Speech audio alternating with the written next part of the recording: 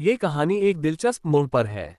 आपकी भाषा में भावनाएं अच्छी तरह से झलक रही हैं। मैं आपकी कहानी को थोड़ा और साफ और प्रभावशाली भाषा में संवार देता हूं ताकि पढ़ने में और भी मजा आए। कहानी। ताज कंपनी का मालिक। एक लड़का था, नाम था राकेश कुमार।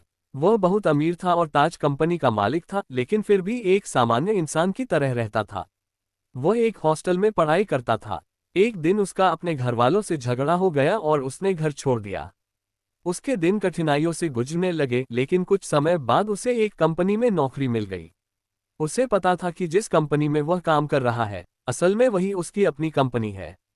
पहले दिन जब वह ऑफिस पहुंचा, तो बाकी कर्मचारी उसका मजाक उड़ाने लगे। तभी कंपनी के सीईओ मुकेश जी वहां आ गए। सब लोग तुरंत चुप हो गए और अपने अपने काम में लग गए। मुकेश जी राकेश को नहीं पहचानते थे। उन्होंने पूछा, नई ज्वाइनिंग हो? राकेश ने मुस्कुराकर कहा, हाँ।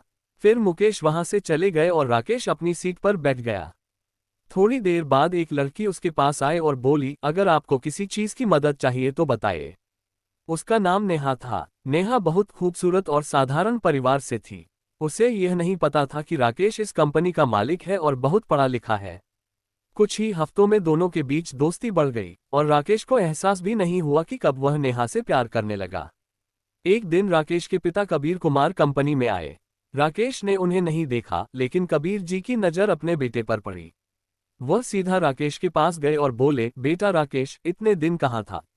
हमें तेरी बहुत याद आई।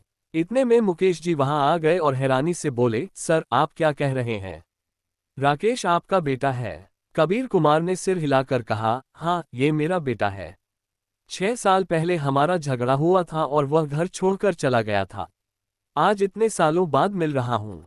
अगर आप चाहें तो मैं इस कहानी को आगे भी बढ़ा सकता हूँ, या कोई भावनात्मक या रोमांटिक मोड़ जोड़ सकता हूँ।